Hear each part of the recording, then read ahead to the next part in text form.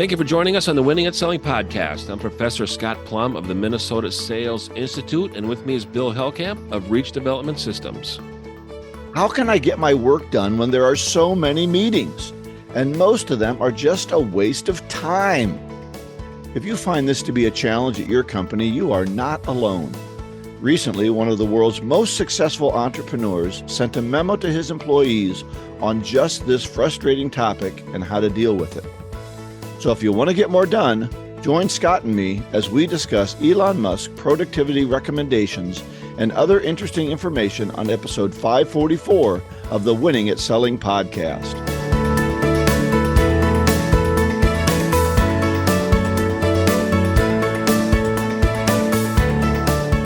Thank you for joining us. Wouldn't it be great to have Elon Musk on as a guest? Can you imagine what that conversation would be like? I guess he'd smoke a little weed before. He was on with Rogan, I think, and they smoked a little weed. I saw some of that episode. That was really good. Yeah. I mean, Rogan, he's the top of the game when it comes to podcasts. Yeah. Top of the game. He is. Before we get into that, we're going to cover our book. For those of you that are playing along at home, The Theory of Accountability, Sam Silverstein, and I'm holding the book up for those that you're watching. We're not doing any video. I'm just kidding. There is no video. There's just all audio. So you don't want to see us. You don't want to see us early in the morning. Attention.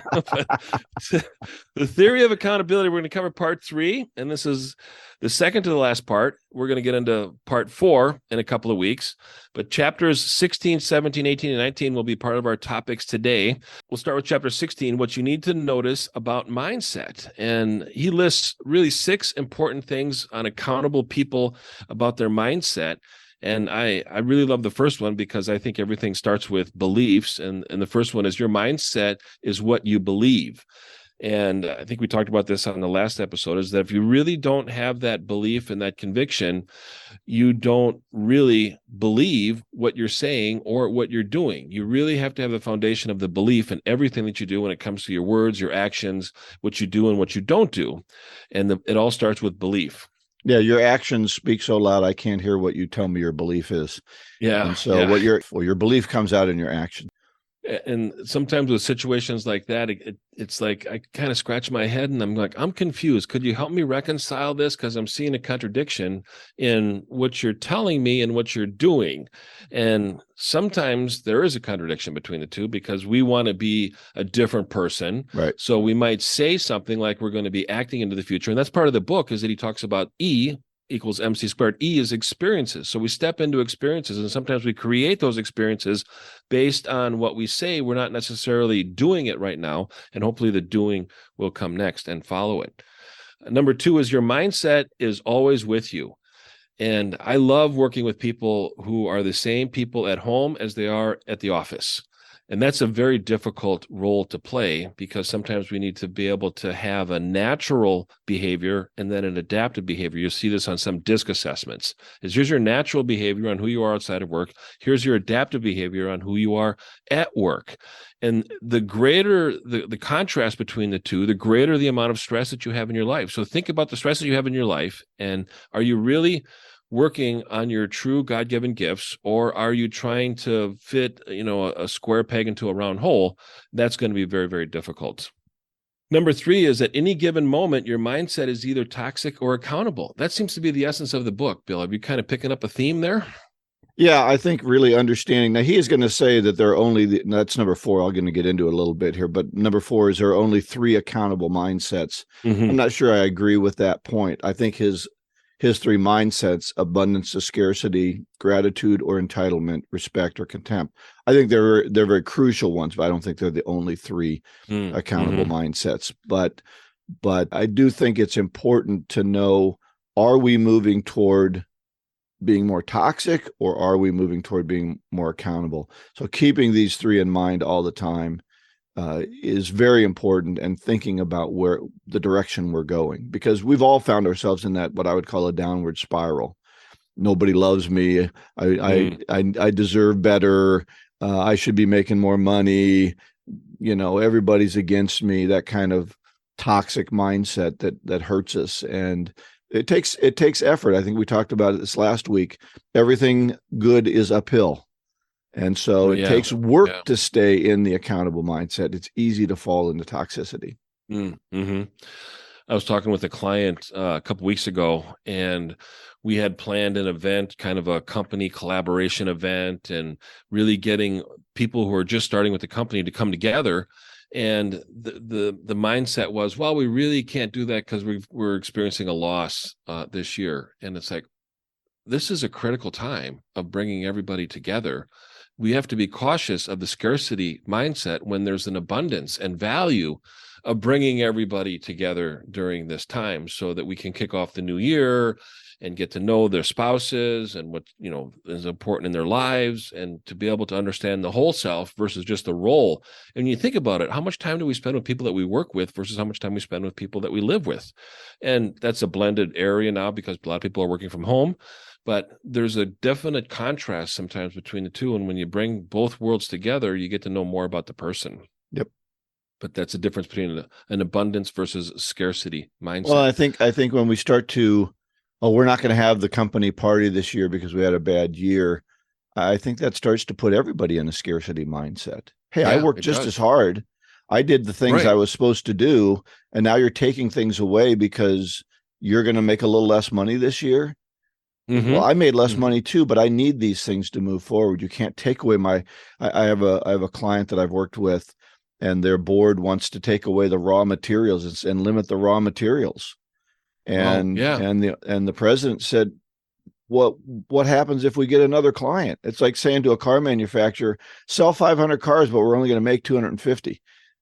Right. That's a scarcity mindset. So, all right, great. Let's move on, or we're going to get bogged down in this. Choosing to live an accountable mindset supports and deepens your commitment to your relationships. Well, that's what you just talked about, right? Yeah, those relationships. Yeah, exactly. And I think that relationships are the foundation to communication. Is what kind of relationship do you have? Number 6 is your mindset is always a matter of your choice. And we need to really concentrate on practicing to choose our attitude and choose our behavior and make that a conscious decision and not a subconscious decision all the time. We are in control of our lives. We are adults. We are adulting as we go through the day, and that's our choice. This one may be the most important of all of them, right? I think when you bookend, your mindset is what you believe, and your mindset is a matter of choice. Wow, are those two very powerful statements that say I can't sit and wallow in my own misery today. Go out and do something, right? Go out and do something different, make something happen. Quit allowing the world to control you, because it's easier to say the world is against me. It's we're in an inflation, we got supply chain problems. I can't sell anything. I can't do anything. So go out and make things happen, and force your owners, force the company to make decisions. I guess we ought to buy more if they're going to sell more. Yeah. It's exactly. I mean, this is a powerful chapter, a good one to read more than once. Chapter 17 is 4 simple things you can do to ensure your mindset is accountable. Which is the this one's a tough one too. Yeah. This is a tough 4 chapters. But they're so critical. And I love how he kind of wraps up part 3 of this book, because he, brings in stuff that was on part 1. And it's a good reminder of, what is important when it comes to accountable. So find a mentor and accountability partner. I love that. One thing that I've noticed in people that are maybe younger than 40 or even maybe younger than 30 is that they just don't have role models. They don't have mentors. And if you're under that age, you need to pick a role model, pick a mentor. And if you're over that age, think about who you can sort of adopt and be a mentor to a mentee. Find a mentee that is going to carry on the legacy, is going to be able to learn the lessons that you learned that are not available through traditional education or books or podcasts or webinars. There's different things that people need to learn that's not available there. I had an opportunity years ago. I don't even know if I had the opportunity, but I had thought about a gentleman that I knew through church, was very successful in his investment company, had kids that were older than my kids. So he was, 15, 20 years ahead of me in life. And I thought I should go and ask him to meet with me once a week. And I never did. And it's something that I probably regret. I did find a different mentor, and I do have a good mentor, but I should have talked to him. I'm sure he would have said, I would love to sit down and talk with you. Yeah. He's a wonderful man. And I think that if you're in your 30s and you're probably a little afraid to go to somebody and ask them to mentor you. And I would say your chances are about 80% that they would say yes. Yeah. As long as you did something with their time and made some changes. Don't go and just chat with them and then don't do what they recommend. There's nothing more insulting than wasting that mentor's time by not doing something different. That's all they have and they're giving you total value, and they will probably mentor you if you ask them. So that's what I would say is go ahead. If there's probably somebody you're thinking about right now, if you're afraid, just ask them. You got nothing to lose. Yeah. Yeah. Very good advice.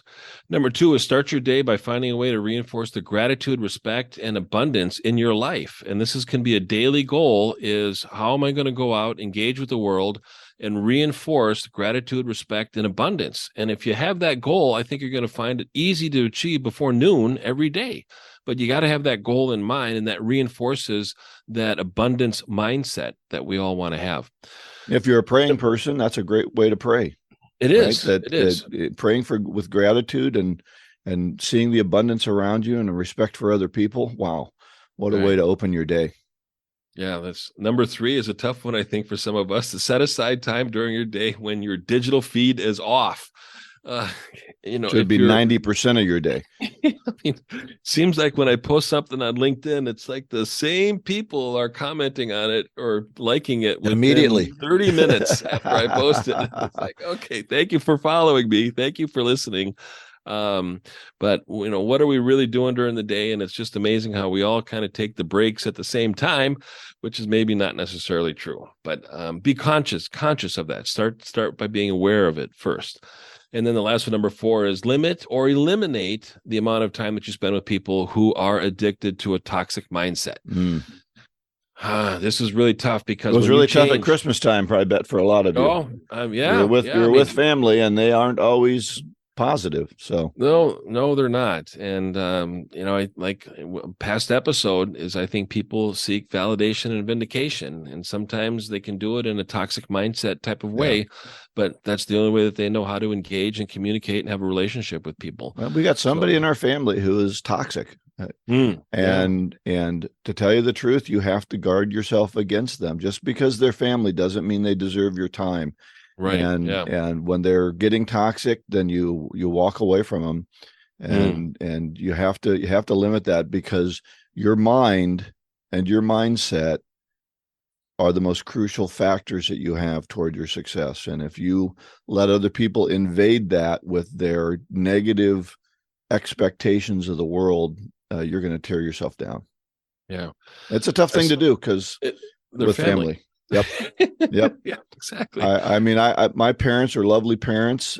When we started homeschooling our kids, my dad thought we were crazy and he made his voice heard. And I just said to him, if you want us to come see you, this is the decision we made, and you're not going to tear us down for it. Otherwise we just won't come. And he changed his tune.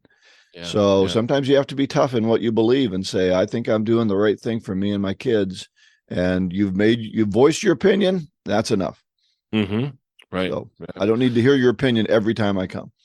Yeah. All right, let's move on. That's conscious. That's a conscious behavior. Number 18 is, what do you really believe? And to adopt the accountable mindset, we have to transition from self to service. And I love that connection with it.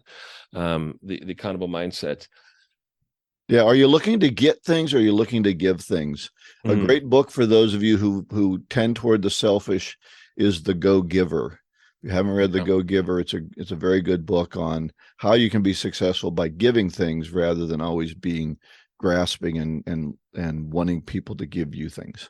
And another line out of that chapter is, mindset that supports your goal will eventually go to wanting to connect your mindset and your actions back to people. And I love the connection with service and people. And when you put the two of them together, it's kind of the foundation of the accountability mindset. All right, moving on to chapter 19 is put what you have learned about the M equals E equals MC squared into practice. And the first part of this chapter is, your mindset is ultimately going to determine whether you are able to step into that future that you have chosen. Getting back to the first 4 chapters of the book, where you step into the experience that you want to create. And I just love how he brings things back to the beginning of the chapter and really reinforces that. Yeah, I thought this chapter was, I don't even know how you can talk about this chapter because it's so reflective. I think if you don't have this book, you're not going to be able to really make the changes you need to make. I would still recommend going out and getting this book because this chapter asks you to reflect on many, many questions about your life to help you make these decisions to get yourself into the right mindset. And as we said in chapter 16, the mindset is so crucial. Yeah. Yeah. There's lists of many, many questions to think about. I've just pulled out a few of them in a few sentences and statements that he said. And the last one is accountability is always about keeping your commitment to people. And when you think about service and you think about people, you're really keeping the commitment to the relationship and service and people. And it's just a great reminder. Yeah, very good book. Very good book. Very challenging. If you don't want to be challenged, don't buy it. Don't read it because it's going to challenge your assumptions. Well, if you're not willing to change, I don't think there's any need to read it. So that's right. Period, just like any other book. So. That's right. That's right. Excellent. All right. Chapter 4 in a couple of weeks. And I think you'll find the chapter part 4. Part 4 is going to be a little bit easier. Yeah, we have a guest next week. So we'll skip book club next week. Yep. Yep. All right. Well, thanks for that summary, Scott. And we're going to move into our major topic today, and that is Elon Musk's productivity recommendations. And so recently he sent a memo to his Tesla employees, and that was made public. As everything seems to be, you can't keep any secrets now. Some knucklehead will throw it out into the internet. But in addition to talking to his team about what they've done, he gives 6 ideas, maybe 7, to be more productive, especially in terms of meetings. So at least half of them are about meetings. So Scott and I want to discuss these recommendations, see what we think about them from our experience. For those of you who don't know who Elon Musk is, you haven't been on the internet at all, or maybe you're smart enough to avoid the news. So that might be good. But he was an early developer of PayPal, made quite a few millions off of that. He invested in Tesla Motors and started SpaceX. And he recently purchased Twitter. And since he purchased Twitter and decided to reveal what Twitter had been doing, he's become some kind of a pariah. All of a sudden, he's not the hero of the left. The woke culture doesn't like that he's not towing their line. So now he's evil somehow. I thought it was very interesting how he's turned evil when he starts to reveal the truth. But in all, he seems to be a pretty good businessman. He's been quite successful. And so let's see what he had to say to his employees about productivity. So let's see what you think about these suggestions, Scott, these recommendations. Excessive meetings are the blight of big companies and almost always get worse over time. Please get rid of all large meetings unless you're certain they are providing value to the whole audience, in which case keep them very short. So overall meetings, Scott, what do you think of meetings at companies? I think sometimes meetings are called to be able to get a validation for a decision or a direction that a person is going or a department is going. I do think that it's important to involve people in collaboration, but really figure out, is it time for discussion or is it time for a decision? And I think sometimes people come to meetings without an agenda, and that's probably the worst start to a meeting, is no agenda. Yeah, I think that's awful true. I think in this one, he's kind of talking about the large meetings that we just have. And I think you're right. We just do them so we can get the applause or talk about how wonderful we are. I saw a little video the other day. Was it the New York Times or the Washington Post that was letting a lot of people go? And the owner got up there and just expected to be able to say, okay, well, this is what's going to happen. He tried to walk off and they started to ask him questions, and he didn't want to have anything to do with the negative part of it. So he just kind of ran away out of the room. Yeah. So if they don't, what do you as a leader, if they don't give you what you want, do you just leave? And think about wasting the entire time of your entire company. I think this is what people don't recognize is, if I get 100 people in the room and I have an hour meeting, I just lost 2.5 weeks of one person's day. Right. Wow, so true. And so have a good agenda, as you said, and make sure that what you're saying is important to all the people in that room. Are you communicating something? Are you trying to get them emotionally involved? Are you trying to reward them? Figure out what it is you want to accomplish out of this meeting before you just have it. Right. Good advice. Okay, number 2 was also get rid of frequent meetings unless you are dealing with an extremely urgent matters. Meeting frequency should drop rapidly once the urgent matter is resolved. So meeting frequency. I have Okay, my every Monday meeting. Hold on here. I think every Monday meetings are important for salespeople and sales leadership to get together. I will stress rule number 1: have an agenda. There you go. So there you go. I'm going to support company leadership that has sales meetings on a weekly basis. You need to have that engagement. Sales leadership needs to know what's going on in the trenches, and it's up to the sales reps and the salespeople to report up the chain of command what's going on in the trenches. So that's my 2 cents on that topic. Yeah, I think what he's saying is if you're having meetings to deal with particular issues, make sure there's a purpose for them. Mm-hmm. Don't just have them because you want to have them. And I don't know what the right frequency of a meeting is. I do work in week-long bundles, so I think for a sales team to get together once a week, but again, have an agenda. Here's what I expect from you as part of the agenda. What do you need to bring? Well, bring your sales numbers, bring your top 3 clients you're working on, bring me some information that we can talk about. And everyone is expected to do some kind of a report so we can get some idea what's going on. Don't just have your Monday meeting because you like to have a Monday meeting and then nobody knows what it's about. Oh, and by the way, now this isn't talked about here. Start the dang meeting on time. There you go. If it's an 8:00 meeting, you started at 8:00. You don't start at 8:10 when Larry finally wanders in with his cup of coffee and everybody had to wait 10 minutes for Larry. You now just wasted an hour of time for the 6 other people that were there because Larry's always late. Mm-hmm. Why don't you start on time? And I'll tell you what's going to happen if you keep starting meetings late. Larry won't be the only one coming late. That's right. Everyone will start on time. So why should I show up on time? Yeah. And I think he doesn't mention that in meetings, but the worst thing about meetings is they don't start on time and they go too long. So quit farting around with them, get them going, and have the expectation is if I say it starts at 8, don't start at 8. Now, I got to tell a funny story. So when I moved up to Minneapolis, I took over a store and I didn't know the town very well.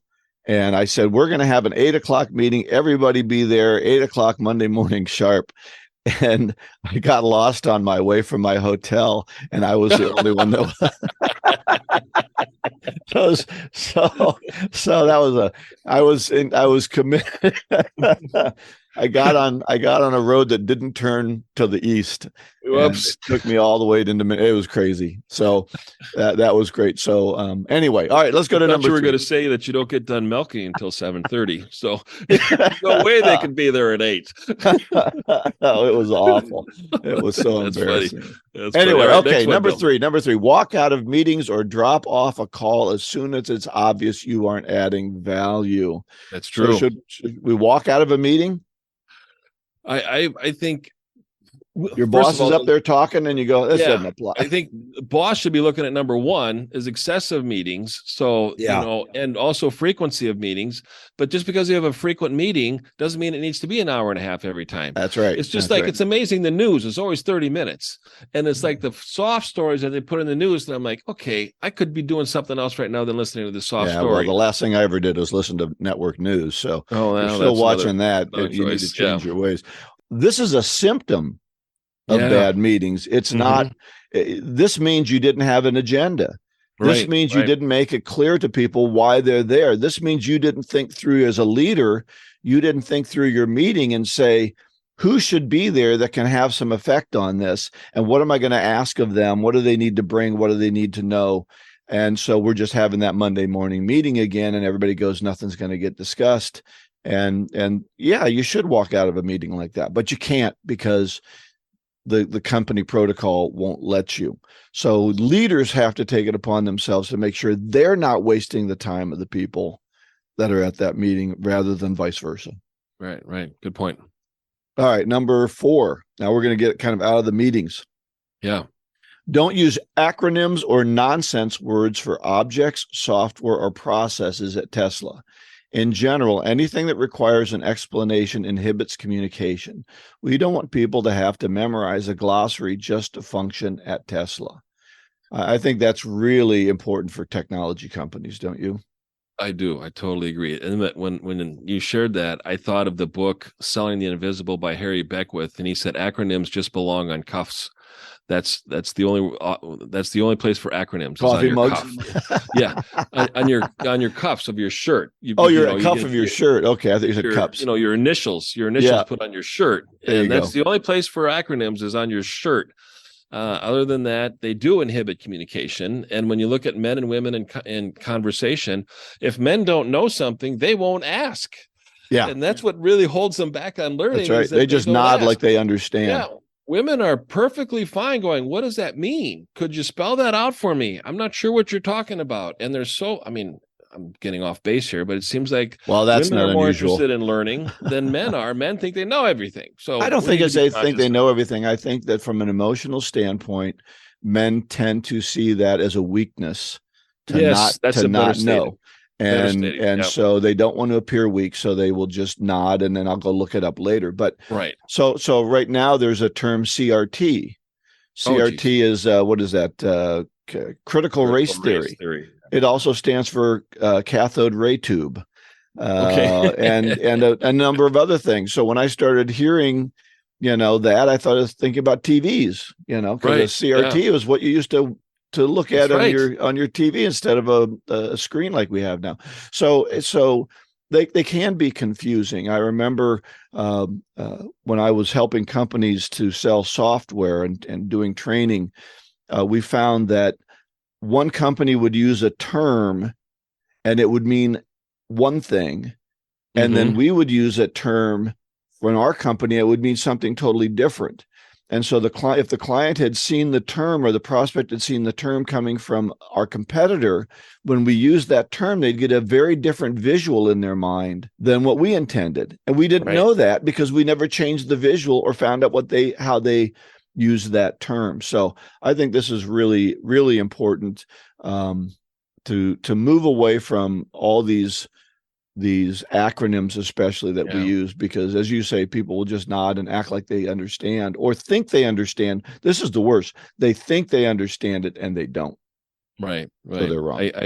I think about the NSA. I'm a member of the NSA, and people go, the National Security Administration. There you go. No, the National Speakers Association.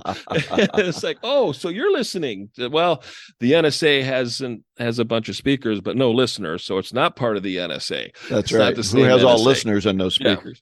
Yeah, exactly.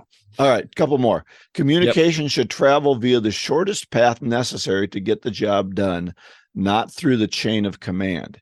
Any manager who attempts to enforce chain of command communications will soon find themselves working elsewhere. Wow. This must have been the problem at Twitter, because I think he fired 7,500 people at Twitter. Or is on his way to firing 7, and they must have had chain of commands problems, because this is the only thing he's talking about here. I think he told them that they had to return to work, and they decided that they were not going to return to work or return to the office. I think that's the controversial term. What do you mean? I've been working from home. I haven't been not working from home. No, it's return to the office. Okay. Well, I think a lot of people have been pretending to work from home. Oh, well, yeah, that's true. Distractions.